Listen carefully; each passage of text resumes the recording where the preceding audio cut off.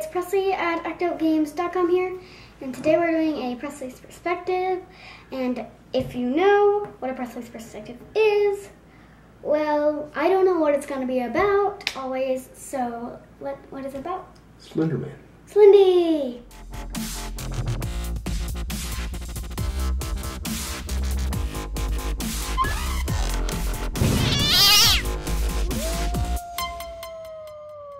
In the news today, it's been in the news today, I'm not sere when it happened, and I can't remember where it happened. I should have looked it up again. But there were these two 12-year-old girls, and they were arrested in the past day or two for trying to kill one of their 12-year-old friends with a knife. They stabbed them, and when they asked the girls why they did it, they said that they did it to please Slenderman, and that they thought that Slendy Mansion was in their town. It was a house that they knew of, or a building that they knew of, and that if they killed this girl and ran away to Slendy Mansion, that they would be able to be proxies for Slenderman and live there with Jeff and Slenderman and Smiley Dog and all of those people. So I know you're a fan of CreepyPasta and Slenderman. I'm a very big fan of this. I know that you like them, and we talk about them a lot, and we see some people cosplay Slenderman at conventions we go to. It makes me very happy to see CreepyPasta. And we take pictures with the CreepyPasta people. And so I was just curious. I didn't know if you'd heard about it or not, but I was curious what you thought about. So I guess the real thing is that it's already started happening. It's going to keep happening, but now people are, people who never heard of Slenderman before are hearing about Slenderman, and this is what they're hearing, is that these girls tried to kill their friend because they think that Slenderman wanted them to do it. And so people are going to start blaming CreepyPasta and saying that, CreepyPasta is a bad influence and that it's causing kids to do these kinds of violent acts, and it shouldn't exist, and people shouldn't be allowed to read CreepyPasta. And since I know you know CreepyPasta, I'm sure people are going to be wondering about me letting you read CreepyPasta, so I thought I'd give you a chance to talk a little bit about CreepyPasta. Well, first of all, I do not think this is real, but I love pretending that it's real. I get in the daily swing of pretending that the stuff I love, like fan fiction, and by books I read, I just get into the swing and kind of every day pretend that, like Harry Potter and Percy Jackson. I pretend that they're all real, but they're not, and it kind of actually makes me sad that they're not real, but just Harry Potter and Percy Jackson, not CreepyPasta. No, CreepyPasta wouldn't be good if it was real. It wouldn't be very good, right. But I like to read it a lot, right. So it's good that it's there for reading. It's just a scary story. It's there for people who like to read scary stories, people who don't read scary stories and don't have to read it. It's just, and it's fanfic, right? Would you consider it fanfic? Well, I wouldn't consider it fanfic. I would consider original fiction, not fan fiction, because it's not a fan fiction. I thought fans wrote stories on CreepyPasta too. Yeah, they can read. The fan fiction for CreepyPasta is a fan fiction of CreepyPasta. But the original CreepyPasta. Yes, the original CreepyPasta stories are original stories. I don't know what they're called. Yeah, so we were just at Starfest not too long ago, right? And they had the little horror fest. Yeah. Right? So there were all the little B horror actors and special effects and stuff. And so I loved that stuff when I was a kid, right? And I'm sure Nani and Poppy hated that I loved that stuff. But I had posters on my wall from like Nightmare on Elm Street and Friday the 13th and Halloween and Motel Hell and all these terrible, like Texas Chainsaw Massacre, for example.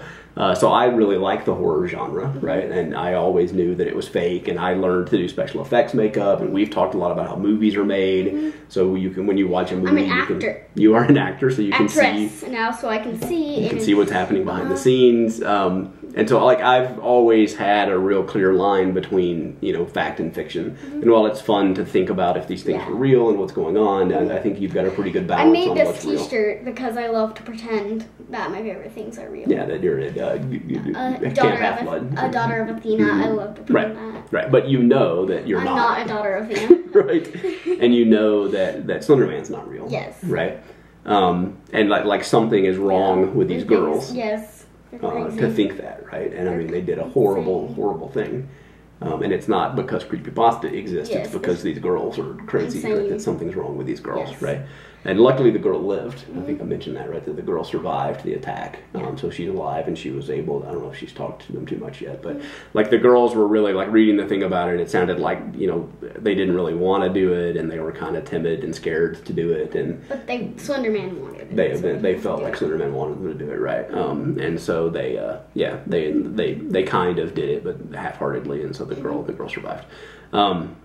But yeah, like I said, I know there's a lot of controversy. And there's always this controversy about like heavy metal causing people to commit suicide or commit crimes, or violent video games is really big right now. Whenever there's like a mass shooting, it's because people were playing Castle Wolfenstein or Halo or something like that, or people watch violent movies or TV shows that makes them do violent things. What you're saying about reading stuff, watching stuff, listening to music, making people be crazy is just complete rubbish. It's just that these girls were crazy. Right.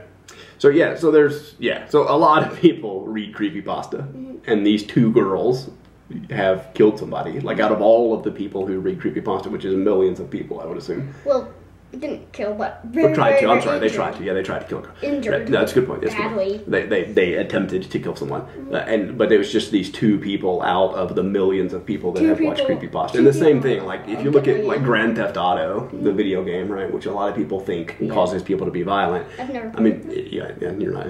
Even I won't let you play that one yet. The number of people that have played that video game versus the number of people that have committed some crime based on it, right? It's just astronomical. I mean, it's just there are crazy people. Yes. And sometimes crazy people play video games, and you can't blame the video games for them being crazy. This is Presley's perspective, but I'm giving you my opinion because I feel pretty strongly about this one too, right? That, you know, as long as you can draw the line between fact and fiction, and you can enjoy it. And some people even argue in their studies, some studies that show that it's kind of a release, right? That like if you feel angry and kind of pent up, then reading the creepypasta stories or playing a violent video game or something kind of lets you get some of that negative energy out, and it's kind of a release for those kinds of things. So it's the opposite of making you violent. It lets you, blow off some steam without hurting somebody.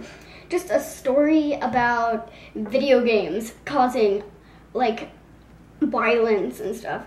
So there's this kid who is he's about my age. He was sitting in the front seat like I do in the booster seat. I sit in a booster seat in the front seat of my car, by the way. And he was driving with his, well, he wasn't driving, but his grandma was driving, and she kind of dozed off.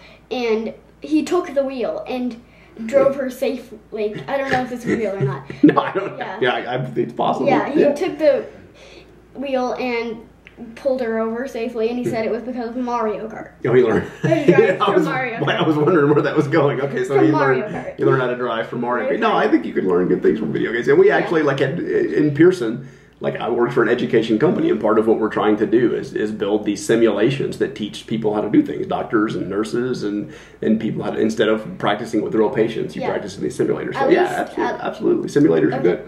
I hope Pearson didn't make Surgeon Simulator, because that is not helpful. Yeah, we didn't do that one. You can learn to dance with like the Just Dance or DDR or something like that. You can learn stuff from video games. You can definitely learn it. Like we believe you can learn. Out of the like maybe 2 billion people that play video games, about 100 of them are crazy. Yeah, and so the question is, or one of the questions is, if like 1 out of 1 million people are going to do something like this because they play video games, should you do away with video games so nobody gets to play video games? No. Just so that one person doesn't go crazy and kill somebody? No. Or I mean, you should.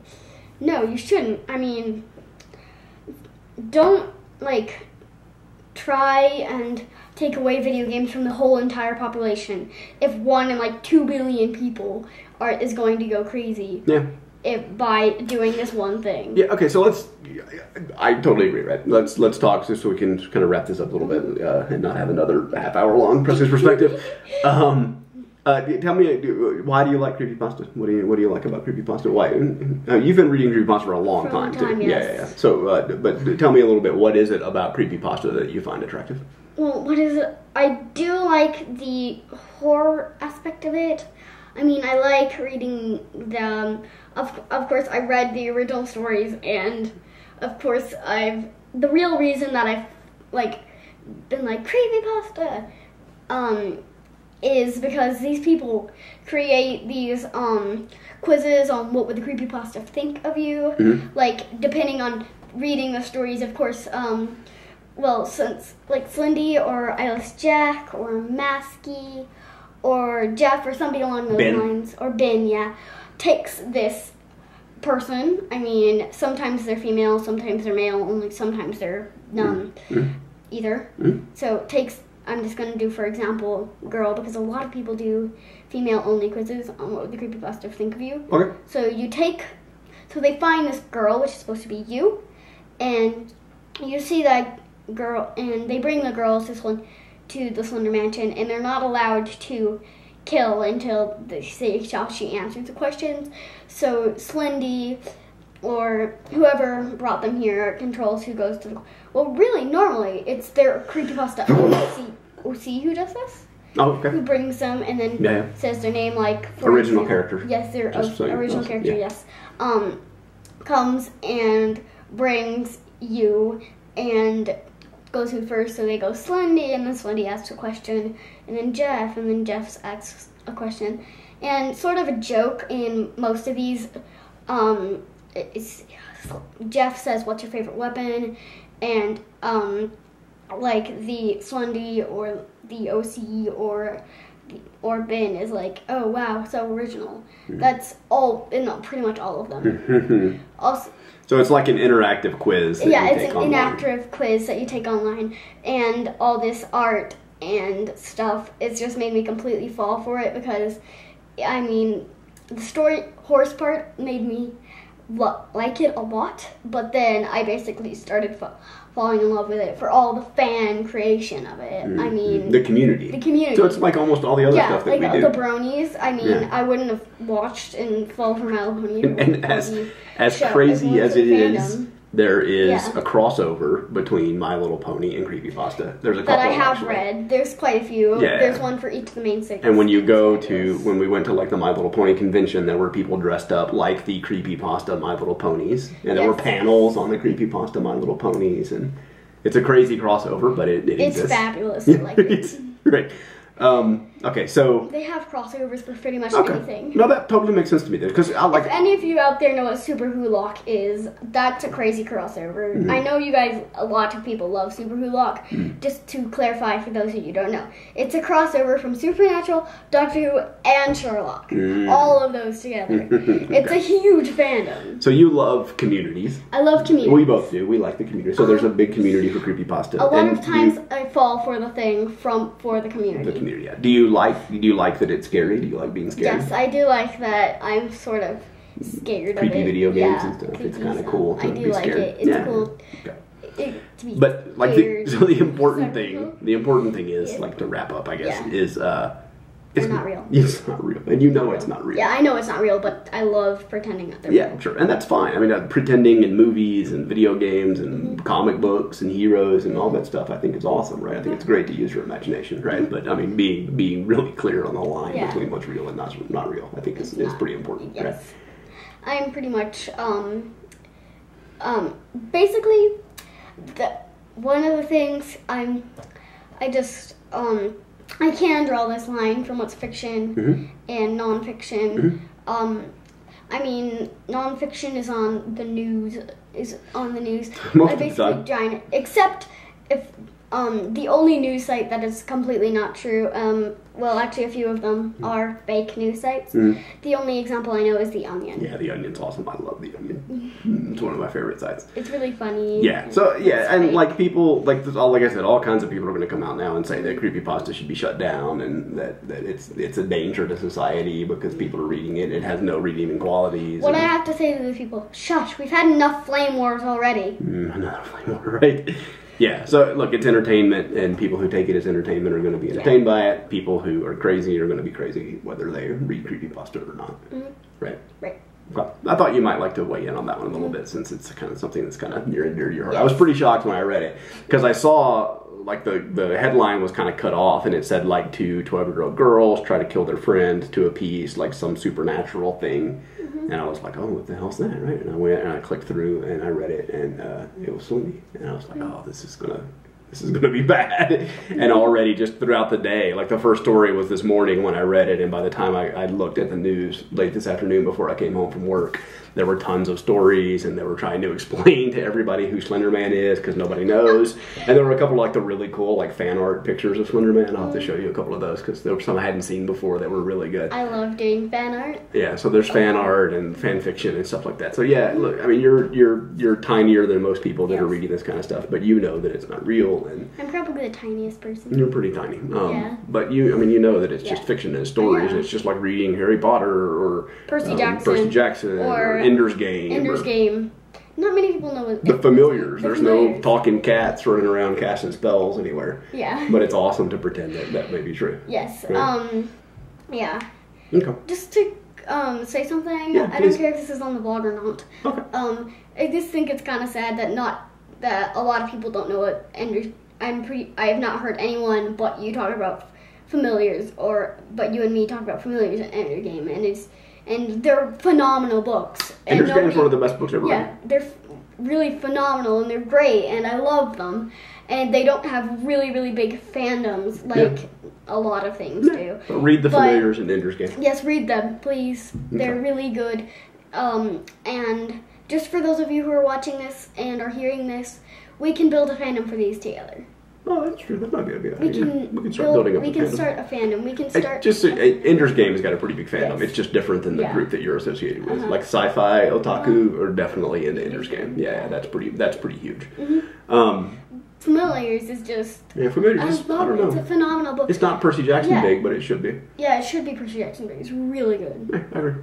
Okay. I have come up with the ultimate combination, which is, I can't come up with a name for it, but it's well, I'm the only one that's going to be in this fandom, of course, but it's basically what I pretend is real life, is who Dr. Just say the pieces. There's a lot. Don't try and name it, say the pieces. It's basically everything I like, which is Doctor Who, and Familiars, and Ender's Game, and Percy Jackson, and Harry Potter, and Hogwarts, which is a fan fiction that I'm writing right now. Your own fan fiction? Yes, my own fan fiction is in this.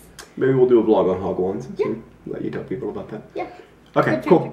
Yeah, so this is it's kind of what like I said, I thought you might want to talk about a little bit since you like creepypasta so much. Okay, yeah. You can turn the camera off because I'm just having a conversation. Okay, you can say bye. So yeah, thank you for watching, and I will see you tomorrow. Bye! So, I thought of a little addendum that I wanted to add to the video today. I don't know what addendum means. Addendum means a thing you add. Oh. So we're going to add something. So I don't know, most of you guys probably know that we shoot videos on one day and then we post them the next day, right? So what you just watched, and thank you for watching it, it was another long one. Was yesterday. We shot yesterday. And so normally I would edit this stuff together and post it today, and that's what I was just working on a little while ago, but I was thinking today about one thing that I wanted to add, and you and I talked about it a little bit today in the class, so you do know a little bit what I was going to say. So one thing, and I'm going to go into some speculation here, and we'll see like how much this pans out as they start looking into this, but I think that the odds are that these two girls would not have done what they did by themselves. That there was something about these two girls and their personalities when they came together that made them way more dangerous than either of them by themselves, right? And so we've seen, just in our time, as parents, that sometimes I'm not a parent. You get a couple of kids together and something about their personalities mesh and make them more mischievous than they would be by themselves, by far. And usually what we've seen, the way we've seen it work, is that there's one kid that is kind of devious and like has naughty ideas and wants to do bad things, but that kid's usually not super brave and willing to take risks and get in trouble and do all of the terrible things that they think about. So a lot of times there's another kid that when they meet, this other kid is kind of brave and a risk taker and willing to do things and really considers friendship super important and doesn't want to lose their friends and wants to be really faithful, loyal friends. And Which so, is normally me. Yeah, so you're that kid, definitely. And so the kid with the bad ideas gets together with a kid that's willing to do bad things or willing to do anything, sort of take risks and stuff, and they come together and they make a pair that does dangerous things and does bad things. And so we've seen a couple of times with Presley that Presley's definitely not a naughty kid, and she's really sweet and kind and gentle and nice, and but she loves her friends a lot, and she wants her friends to be happy, and she wants to make her friends happy. And so when she has been in the past paired together with somebody like that, we've been able to see that they get into a lot of trouble together because of that kind of attitude. And so we've had to, as parents, like, make her step back away from friends even. And sometimes we've moved quite a bit. As during your life already, you've moved several times. And so sometimes those things kind of take care of themselves. But sometimes you have to sort of, you know, we've had to step up and take a more active role. And I think that, you know, as parents, you know, and advice to parents, you know, in fact, anybody's parents that's watching this, that's an important thing to watch out for. And I bet, you know, anything that in this case, there were tons of warning signs. That there were signs that these two girls together were way more dangerous and bigger troublemakers and mischievous than they were by themselves. And if someone had stepped in earlier and sort of separated them and not let that continue on, that this could have been avoided. But I think that there were probably a lot of warning signs that led up to this, and I think you'll find that one of these girls was sort of the mastermind, and one of these girls was a loyal friend who was sweeter and you would never think would do something like this. But when they get paired together, I mean, sometimes the chemistry is just really strange, like chemistry like we're studying, but like the chemistry of interactions between people. Yeah, can be really remarkable in how much they can change people. So it's something you really kind of have to keep an eye out for. And like I said, I bet none of this would have happened with either of these girls by themselves. And it would never have happened if they didn't meet. Yeah, if they never met, or if their parents had stepped in and separated them and not let them continue to be friends. It's a terrible thing to say and do. Or if they moved before it. Yeah, if they moved away, right? If they've been separated in some way. So, I mean, it's something to keep an eye out for. That, you know, sometimes there's just certain relationships that form, or these personalities come together, and they can be a really dangerous combination. And maybe it's the fact that, like, everyone there's some counter personality that if they get together, they're a really dangerous pair, right? And there's all kinds of different pairings. The pairings I have seen have always been that. Including molecules. The pairings I've always seen have been that. The mastermind and the person that's the risk taker. And when they come together, stuff happens. But maybe there's all kinds of different combinations of personalities that when they come together, they're dangerous and they're a bad mix. And you just have to keep an eye out for those things and make sure they don't happen. And so that's one of the things that we, as your parents, have to do. We have to watch for those relationships between both you and your friends and make sure that your peer group is really good. And I mean, you learn so much from your peer group and spend so much time and take what they say so seriously that we have to, it's a big part of our job to make sure that you're around a peer group that we sort of approve of. And in fact, it's one of the reasons we left Hawaii. One of the main reasons we left Hawaii was that, you know, you were going to be going to school. And even though we were going to be homeschooling you in Hawaii, there's less of a focus on education. And so I was concerned that, you know, if your peer group wasn't really worried about school and learning and education, that even though you were focused on it, it would be hard for you to maintain that focus because your peers wouldn't care as much about it. So I wanted you to be around people that took education a little more seriously. So is a peer group like a friend group? That's exactly right. Yeah, that's right. Your peers, your friends. Yeah, that's exactly right. Yeah, that's good context. Yeah, way to pull that out of context. Cool. So I just wanted to add that as an addendum because it's something I've been thinking about a lot today, and I thought it was worth throwing on the video. Yep. Yeah, you agree? Mm-hmm. Okay. John A. again. John A.